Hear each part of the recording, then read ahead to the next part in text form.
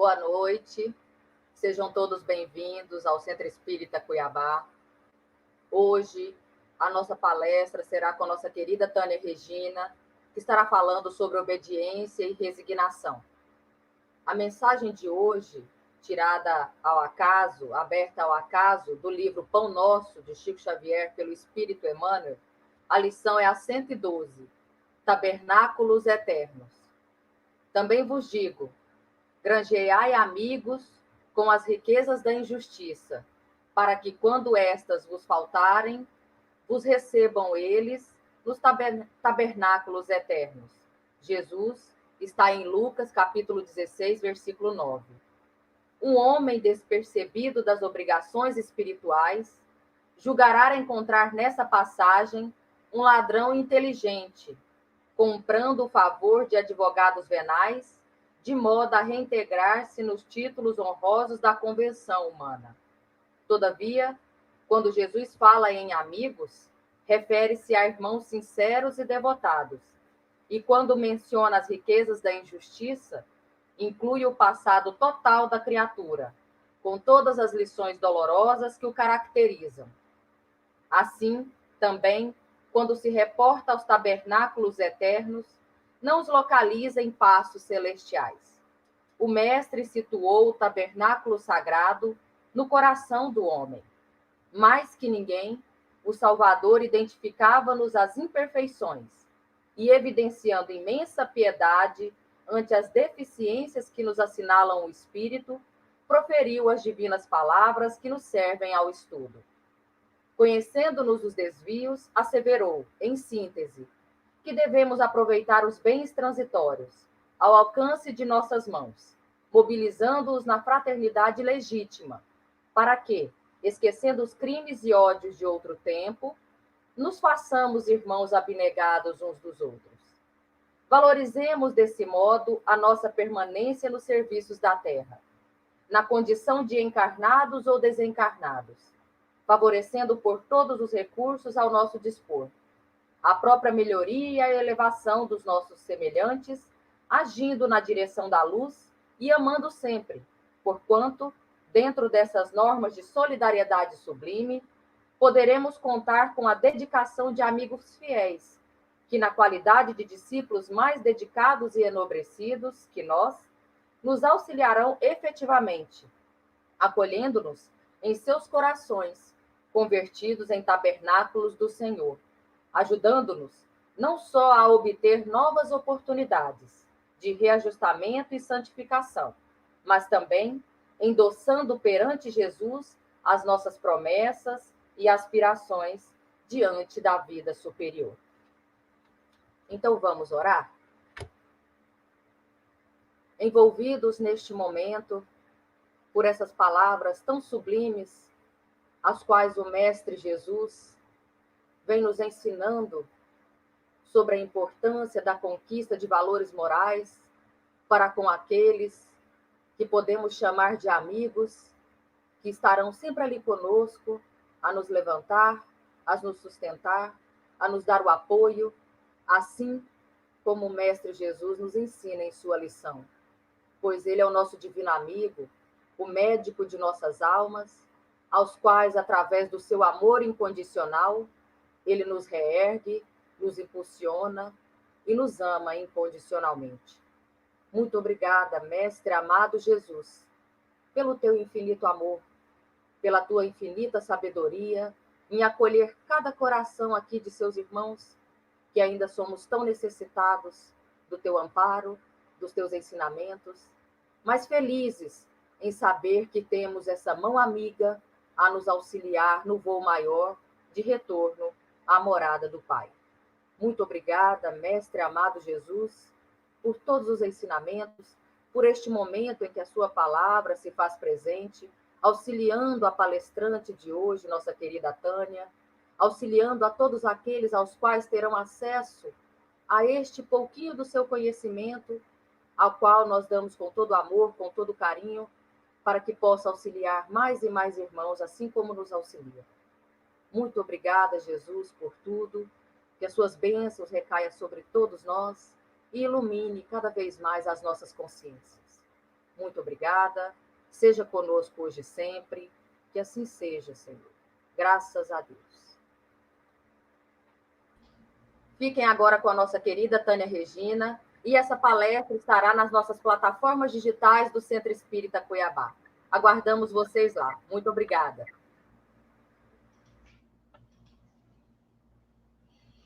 Boa noite. Que Jesus, nosso divino mestre e amigo, nos abençoe, nos ilumine, que possamos refletir nas mensagens do teu evangelho de luz, que nos reconforta e nos esclarece.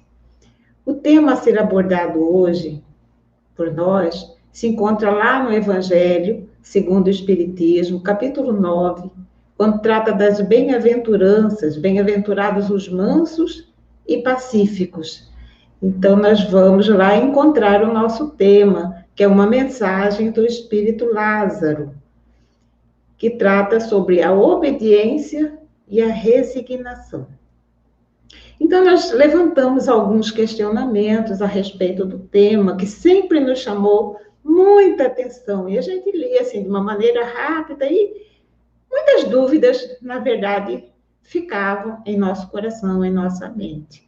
Então, por exemplo, será que nós podemos considerar, essas eram dúvidas minhas, a obediência como uma coisa positiva, como uma virtude? Obedecer é um verbo transitivo indireto. Quem obedece, obedece a alguém ou a alguma coisa. Você é uma pessoa obediente? Você se considera uma pessoa obediente? A quem ou a que você obedece? Mas a obediência e a resignação não seria a negação da vontade e do sentimento? Então, nós vamos, antes de entrarmos nesse tema, propriamente, nessa mensagem do Evangelho, nós vamos trazer, assim, para a nossa reflexão, 3 personalidades marcantes da nossa história. E vamos começar com Sócrates. Sócrates, como Cristo, teve a morte dos criminosos, por haver atacado as crenças vigentes da época, colocado a virtude real acima da hipocrisia e do simulacro das formas, por haver combatido os preconceitos religiosos. Sócrates foi acusado por proclamar a unidade de Deus, a imortalidade da alma e a vida futura. Então, nós vemos aí, né, essa personalidade aí de grande relevância na nossa história, né? Quem tiver, assim, curiosidade, pode dar uma olhada. Nós tiramos essa biografia lá do Evangelho segundo o Espiritismo, a introdução, em que ele faz, assim, uma análise, uma descrição dessa personalidade. E trouxemos aqui alguns pensamentos socráticos.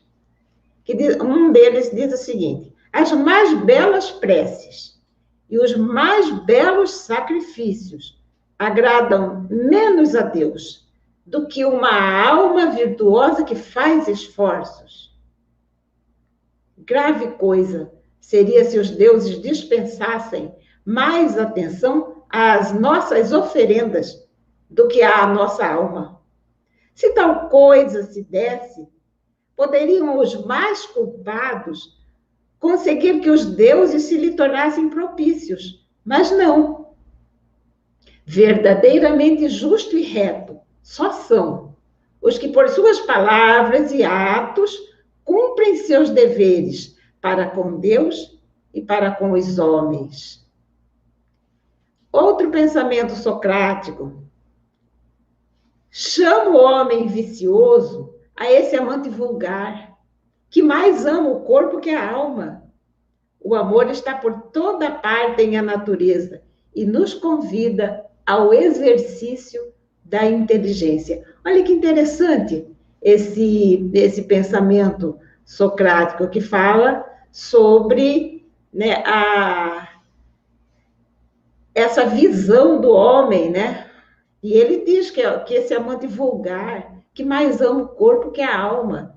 Então, a gente vê isso muito, né, no nosso mundo. E ele já, na sua época, já fazia tinha essa visão, né? E essa visão de que o amor está por toda parte na natureza. E que está sempre nos convidando à reflexão, né? O exercício da inteligência. Outro pensamento socrático. Esse pensamento eu acho o máximo. Ajuizado serás, não supondo que sabes o que ignoras. Esse é um pensamento que a gente tem que estar, de Sócrates, que a gente tem que estar sempre refletindo e analisando, né? Porque muitas vezes a gente acha que sabe tudo, sem ter realmente pesquisado, refletido em profundidade, e a gente sai falando, né? Como se fosse verdade as nossas verdades, às vezes muito incoerentes. Então, a gente tem que ter sempre, né, essa humildade, né, de análise, de autoanálise, né? E esse juízo, né? Esse cuidado de não supor que a gente já sabe tudo. Aquele que sabe tudo, ele não tem mais nada para aprender. Né? Então, diz Sócrates, ajuizado serás, não supondo que sabes o que ignoras. Então, Sócrates, por haver manifestado seus pensamentos em discordância com os ditames e costumes da época, ele se viu ridicularizado, acusado de impiedade, imagine, e condenado a beber cicuta. Perguntamos, era Sócrates um desobediente? Lembrando que o nosso tema é obediência e resignação. Outra personalidade que trouxemos para análise, alguns trechos da sua vida, alguns aspectos. Então, Mahatma Gandhi foi um grande espírito, né? Inclusive, o próprio nome Mahatma significa, em sânscrito, grande alma. Então, Gandhi, que fez Gandhi? Gandhi buscou conscientizar a sociedade hindu e muçulmana da necessidade da luta pacífica. Em 1920, Gandhi iniciou uma campanha de alcance nacional.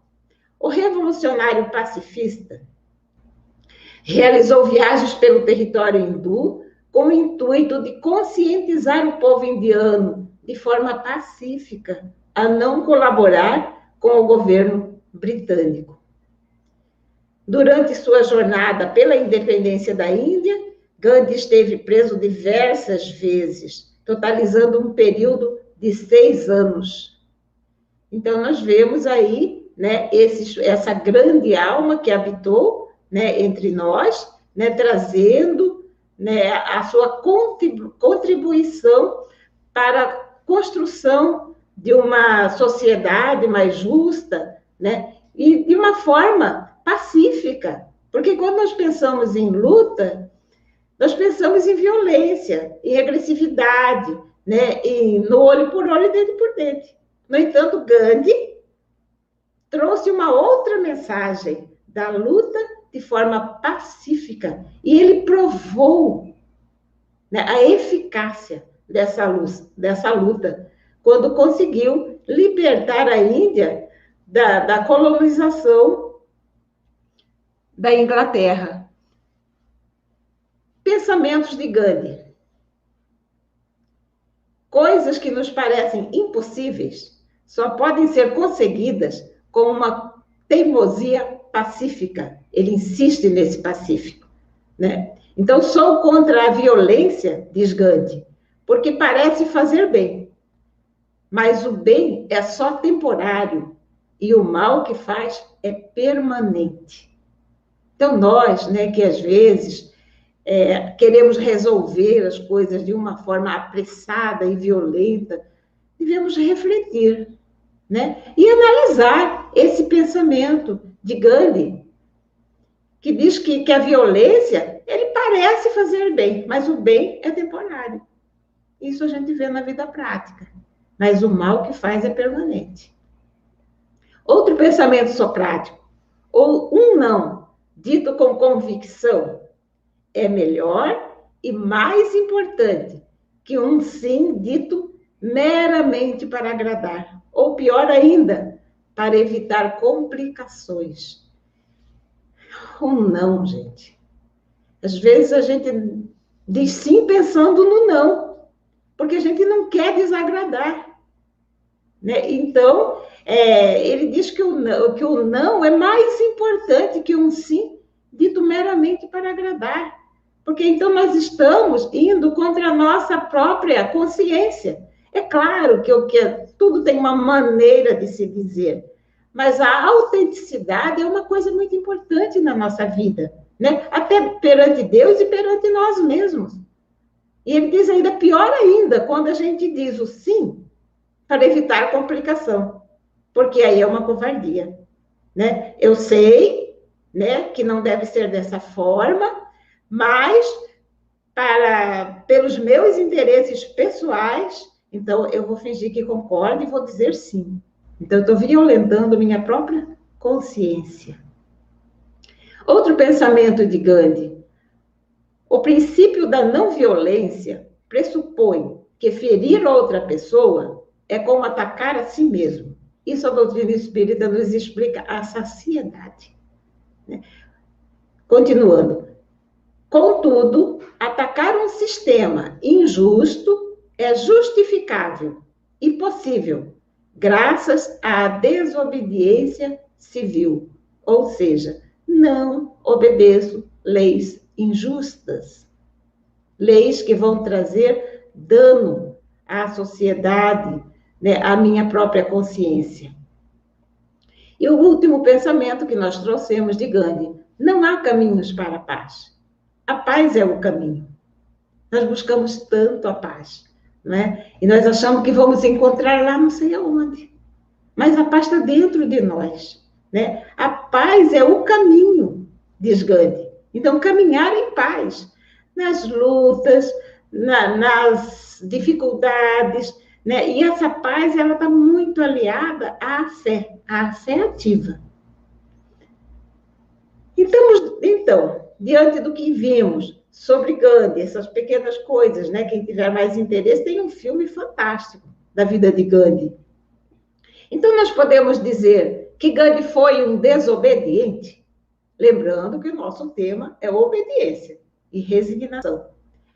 Trouxemos ainda um artigo que se encontra lá na Revista Espírita, de fevereiro de 1864, onde Kardec faz análise, né, da moral, né, da educação. E essa página, esse artigo, ele tem o seguinte título: Primeiras lições de moral da infância. Revista Espírita, fevereiro de 1864. Então, nesse artigo diz o seguinte, nós vamos ler, né, e fazer uma rápida análise.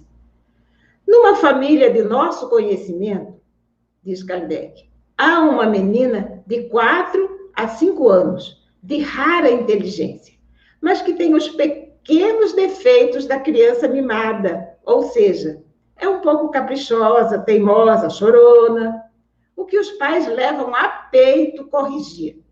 Vejamos como eles agem. Dizem, faz isso, ou faz aquilo, e você vai ganhar uma recompensa, você vai ganhar um doce. Qualquer outra coisa que lhe apeteça. E a criança, ela é constrangida não pela razão, mas tendo em vista a satisfação de um desejo sensual que incentivam. E é pior ainda quando lhe dizem que vão dar a sua parte a outra criança, porque aqui já não é só a guludice que está em jogo, é a inveja. A criança fará o que lhe pedem, não só para ter, mas para que a outra não tenha. Certa vez, esses pais, eles foram mais firmes, pois compreenderam a necessidade de dominar esse pequeno caráter. E eles dizem que é preciso formar as crianças desde cedo. Máxima muito sábia. E para pôr em prática, eis o que fizeram. Eu te prometo, disse a mãe, que se não obedeceres, amanhã cedo darei teu bolo à primeira criança pobre que passar. E assim, no dia seguinte, de manhã, tendo avistado a pequena mendiga na rua, fizeram-na entrar, obrigaram a filha a tomá-la pela mão e ela mesma lhe dar o seu bolo. E acerca disso, elogiaram a sua docilidade. Disse a criança: ah, se eu soubesse disso, teria comido o bolo ontem.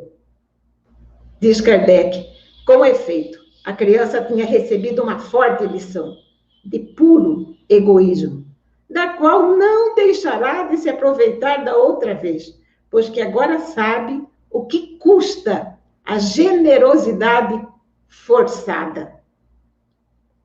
Então, extraímos esse texto da Revista Espírita, quando Allan Kardec analisa os métodos utilizados por pais bem intencionados na educação dos filhos. Então, como nosso tema, né, é obediência e resignação, então nós vimos aí uma maneira utilizada, né, pelos pais, antigamente e ainda hoje, né, a gente encontra esses exemplos, essas situações em que o pai, né, de uma forma de conseguir a obediência, né, eles trocam favores. Assim, se você fizer, eu te dou isso. Se você não fizer, você não ganha. Né? Então, em nenhum momento ali está sendo trabalhado em profundidade, né, os valores morais de uma obediência consciente. Então, passando para frente, esperamos numa próxima oportunidade abordar assim, em maior profundidade essa questão da educação, da formação na infância. Mas isso vai ser um tema bastante amplo, bastante complexo, que nós esperamos abordar em uma outra oportunidade. Mas, dando continuidade, nós vamos encontrar lá no Livro dos Espíritos, na questão 837, uma pergunta, quando trata da lei da liberdade, a pergunta de Kardec: o que é que resulta dos embaraços que se oponham à liberdade de consciência? Ou seja, né, o que resulta, qual que é o resultado de se impor, né, um embaraço para que a pessoa haja, né, de acordo com o que ela pensa, de acordo com a sua consciência? Resposta: constranger os homens a procederem em desacordo com o seu modo de pensar é fazê-los hipócritas. A liberdade de consciência é um dos caracteres da verdadeira civilização e do progresso. Então, esse é dos temas abordados lá por Kardec, quando trata da lei da liberdade.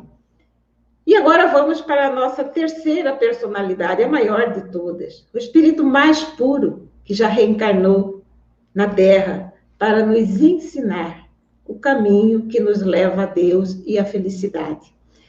Então, nós vamos pesquisando, né, olhando a vida, né, e as passagens da vida desse personagem, Jesus, o nosso mestre, muito amado. Nós vamos encontrar lá nos evangelhos determinadas atitudes e determinadas palavras de Jesus que nos dão muito a pensar quando nós pensamos em obediência. Então, nós destacamos aqui, né, 3 passagens. A primeira: então, os escribas e os fariseus que tinham vindo de Jerusalém aproximaram-se de Jesus e lhe disseram: por que violam os teus discípulos a tradição dos antigos, uma vez que não lavam as mãos quando fazem a refeição? E Jesus respondeu: por que violais vós outros o mandamento de Deus, para seguir a vossa tradição? Porque Deus pôs este mandamento: honrai a vosso pai e a vossa mãe. E este outro: seja punido de morte aquele que haja dito a seu pai ou a sua mãe palavras ultrajantes. E vós outros, no entanto, dizeis: aquele que haja dito a seu pai ou sua mãe, toda oferenda que eu faço a Deus vos é proveitosa, satisfaz a lei, ainda que depois nem honre, nem assista ao seu pai e à sua mãe. Tornam assim inútil o mandamento de Deus pela vossa tradição. Hipócritas, bem profetizou de vós Isaías, quando disse que esse povo me honra de lábios, mas conserva longe de mim o coração. É em vão que me honram ensinando máximas e ordenações humanas. Então, os judeus, comentário de Kardec, haviam desprezado os verdadeiros mandamentos de Deus para se aferrarem à prática dos regulamentos que os homens haviam instituídos. Como fosse mais fácil praticar atos exteriores do que se reformar moralmente, lavar a mão do que expurgar o coração, iludiam-se, tendo-se como quites para com Deus, por se conformarem com aquelas práticas, conservando-se tais quais eram. Então, essa é uma situação, né, que a gente pode sentir de conflito de Jesus, né, com os fariseus, com os homens, né, que ditavam a lei, tanto principalmente religiosa da época, em que Jesus confronta, né, e não fala assim, não, o importante é a lei de Deus, acima da lei do homem está a lei de Deus, porque essa é eterna e verdadeira. Os costumes dos homens mudam com o tempo. Outra passagem do Evangelho, mão seca. Doutra vez, entrou Jesus no templo e aí encontrou um homem que tinha seca uma das mãos. E eles observavam, os fariseus, observavam Jesus, para ver se ele curaria em dia de sábado, para terem um motivo de o acusar. Então disse ele ao homem que tinha a mão seca: levanta-te e coloca-te ali no meio. E depois disse aos fariseus: é permitido em dia de sábado fazer o bem e o mal? Ou o mal? Salvar a vida ou tirá-la? Eles, os fariseus, permaneceram em silêncio. Jesus, porém, encarando-os com indignação, tanto lhe afligia a dureza de seus corações, Jesus disse ao homem: estende a tua mão. O homem estendeu-a e ela se tornou sã. E os fariseus saíram e se reuniram contra ele, em conciliábulo com os herodianos, sobre o meio de o perderem. Isso está em Marcos, capítulo 3, versículo 1 a 8. Então, nós sabemos que era uma prática judaica, nessa proibição de qualquer ação, ainda que boa, no dia de sábado. E Jesus, ele não fez assim, ele não agiu de uma forma camuflada, escondida, ele não ficou com pena, né, do homem que tinha ali, que sofria, e falou assim, não, né, mas hoje não pode, então eu vou dar um jeito de curar escondidinho. A gente faz muito isso, né, fazer escondidinho, né? Então, ia levar o homem lá no cantinho, né, e curava a mão. Não, ele falou para o homem, põe-te ali no meio, porque ele tinha que dar o exemplo dessa coragem, nessa coragem do bem, nessa coragem da atitude de amor, né, que tem que ser colocada sobre a mesa, como que não se põe uma luz embaixo da mesa, embaixo do alqueire, põe-se sobre, para que ilumine a todos. E Jesus é a luz do mundo. Então, ele colocou o homem lá no meio, falou, estende a mão, e curou. E foram muitos os que Jesus curou no dia de sábado, segundo o relato dos evangelistas. E era proibitiva qualquer ação no dia de sábado. Seria Jesus um desobediente? Então, agora que nós analisamos rapidamente, né, essas três personagens da história, né, sendo Jesus a maior deles, o nosso modelo e guia, vamos entrar na página do Evangelho trazida pelo Espírito Lázaro, numa psicografia em que ele fala sobre a obediência e a resignação. E ele começa a mensagem desta forma: a doutrina de Jesus ensina em todos os seus pontos a obediência e a resignação, duas virtudes muito ativas, que os homens erradamente a confundem com a negação da vontade e do sentimento. Muito bem. Segundo o dicionário, obedecer é submeter-se à vontade de outra. Por isso que nós fizemos essa pergunta, né, no início da nossa fala, né, quando nós perguntamos se você é uma pessoa obediente, a quem você obedece? Ou a que você obedece? Né, porque a obediência é um verbo transitivo indireto, em que quem obedece a alguém ou a alguma coisa. Então começa a mensagem de Jesus, que a doutrina dele, em todos os seus pontos, ensina a obediência e a resignação. Obediência, diz lá no Evangelho, e por esses questionamentos, muitas vezes pensava assim, mas eu vou obedecer a tudo? Né? Então, eu sou desobediente porque eu não concordo com determinadas coisas, né? Então, eu tenho que obedecer aquilo que a minha razão, que o meu sentimento, né? A minha maneira de ver, né? Ver de uma forma diferente, eu vou obedecer? Então, eu vou seguir pela cabeça do outro apenas para ser obediente? Então, era um questionamento assim, que eu tinha sempre. Mas nós vamos encontrar lá, nessa mensagem, a resposta sobre o que é a obediência. E ele diz, a obediência é o consentimento da razão. Razão. Nós pesquisamos lá no dicionário. É a faculdade mental de conhecer, comparar, distinguir, avaliar, compreender os fatos, raciocinar. Então, não se está falando de uma obediência cega, sem a participação do nosso principal atributo, que é a nossa capacidade de pensar. Então, a obediência, ela precisa da participação da razão.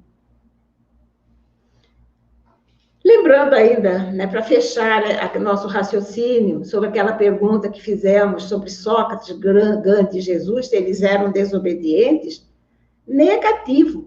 Eles eram extremamente obedientes e resignados à lei de amor, de justiça e de caridade. Eles não só pregaram, mas eles agiram, vivenciaram essas leis em meio a uma sociedade autoritária, injusta, egoísta. Enfrentaram todas as consequências dessa obediência, num mundo onde imperava o desamor e a violência. Diz, então, o texto que a obediência é uma virtude ativa, embora muitos a confundam com a negação da vontade. E quando nós observamos, né, a vida, as atitudes, né, desses espíritos que vieram entre nós, podemos perceber que eles eram detentores de uma vontade firme, inquebrantável. E aí nós encontramos ainda nessa mensagem do Evangelho que o orgulhoso não pode ser obediente. Não pode ser obediente à lei de amor, de justiça e de caridade. Por quê? Porque o orgulhoso segue ou obedece ao seu orgulho, que diz que ele é melhor que o outro, que ele tem mais direitos que o outro. Então, ele se dá privilégios, infringindo a lei de igualdade, que é uma lei divina, que é uma lei natural. Somos todos iguais, somos todos irmãos, temos todos os mesmos direitos, né? Então, Deus não fez de uma matéria mais pura que a outra. Todos partimos da simplicidade, da ignorância, temos em nós todos os germes das virtudes, né, do intelectual a ser desenvolvido ao longo das reencarnações. E todos vamos chegar ao mesmo ponto, à perfeição. né? Então, uns mais rápidos, outros mais lentos, né? Mas somos iguais perante Deus, que ama a todos com o mesmo amor. Então, o orgulhoso, ele tem muita dificuldade de entender isso, porque ele está contaminado por esse vírus de uma falsa superioridade, né? Do interesse pessoal, que ele coloca acima de tudo e de todos, né? Então, nós perguntamos, a obediência é o consentimento, diz o texto, da razão. Então, nós perguntamos, sobre que base está assentada a nossa razão? A nossa capacidade de raciocinar, de avaliar, de compreender os fatos.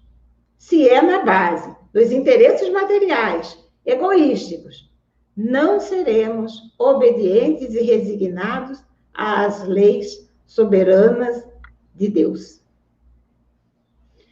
Diz ainda a mensagem que a resignação é o consentimento do coração. Então, nós vamos falar agora de resignação. Até aqui nós falamos muito da obediência, né? Da obediência nesse sentido de obedecer às leis de Deus, resumindo, né? Falando mais estritamente da lei de amor, justiça e caridade, que no final, se a gente for refletir, ela engloba todas as leis. Porquanto que se fala de amor, né? Amor a Deus, amor se diz também amor à sua obra, amor ao próximo e amor a si mesmo. Então, a pessoa que ama, ela respeita o meio ambiente, ela respeita o semelhante, ela se respeita.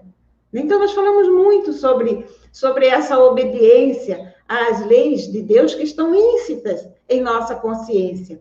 Mas agora vamos falar um pouquinho da resignação, que diz que a mensagem diz que a resignação é o consentimento do coração e que é uma virtude extremamente ativa. Resignação, gente, não é sinônimo de acomodação, não é passiva, ela é ativa. Então, por que ele fala que a resignação é o consentimento do coração? Porque o coração é o símbolo do sentimento, e o sentimento maior é o amor.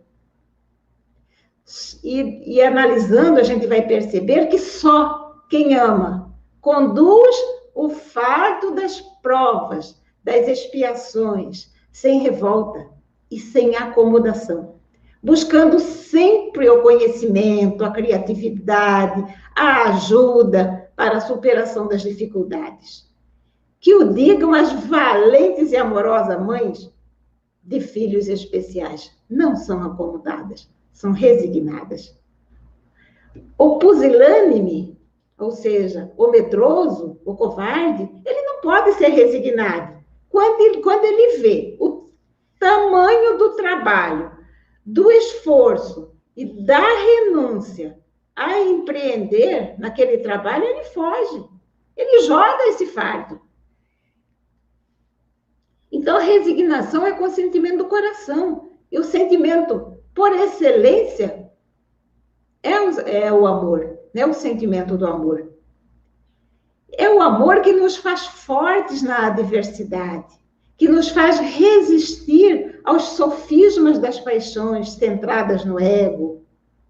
É o amor que nos faz delicados, flexíveis, diante dos enganos e quedas daqueles a quem amamos, e nos faz permanecer ao seu lado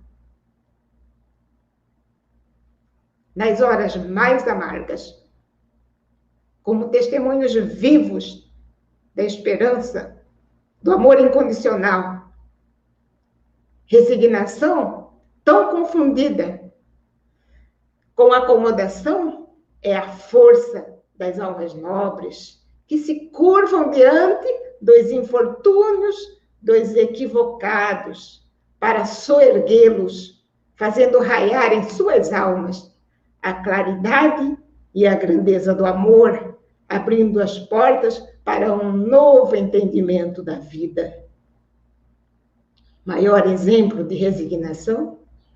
Jesus, que diante de homens rudes, pescadores, em sua maioria, equivocados quanto ao sentido do reino de Deus, Jesus se fez um amigo incondicional de todos. Para quê? Para soerguê-los e conduzi-los ao verdadeiro entendimento das leis de Deus. E assim, Jesus aceitou Pedro, que o negaria, vitimado pelo medo. Aceitou Judas, que o entregaria vitimado pelas ilusões do poder do mundo. Aceitou Tomé, que lhe exigiria as provas da imortalidade da alma. Aceitou Maria de Magdala, confusa e perdida na busca do amor. A todos amou incondicionalmente. E a todos, e de todos, fez legítimos e inquebrantáveis homens de bem, fiéis à lei de amor, de justiça e de caridade. Mesmo com o sacrifício da própria vida. Então, Jesus, o nosso maior exemplo de obediência e resignação. Obediência a quê? À lei de Deus. Veio com uma missão de nos ensinar o caminho que nos conduz ao Pai. E cumpriu fielmente essa missão. Tanto assim que do alto da cruz ainda deu o maior exemplo de perdão, quando roga ao Pai, perdoe-os, eles não sabem o que fazem. E no seu último suspiro, clama, Senhor, Pai, tudo está consumado, ou seja, eu cumpri a minha missão, em tuas mãos. Entrego o meu espírito. Esse exemplo, essa luz, que até hoje nos envolve, nos busca, nos reergue, nos emociona e nos fortalece para que possamos perseverar na nossa luta interna de forma pacífica e amorosa. Obediência e resignação. Que Jesus nos ampare e nos dê cada vez mais entendimento dessas grandes virtudes. Que Jesus nos abençoe e nos ampare hoje e sempre. Então vamos mais uma vez, com o coração agradecido a este mestre que se resignou a habitar entre nós, para acender em nossos corações a luz do amor. Agradecemos, mestre, porque sabemos que ainda hoje estás conosco em todos os momentos das nossas vidas, principalmente nas horas de provações mais amargas. Basta que nós abramos o nosso coração, busquemos a tua mão amiga, para que nos sintamos fortalecidos a fim de cumprirmos a tarefa que nos cabe, principalmente a tarefa de sermos homens melhores, de acordo com a tua doutrina. Muito obrigada, Senhor. Que a tua paz possa envolver a toda essa humanidade.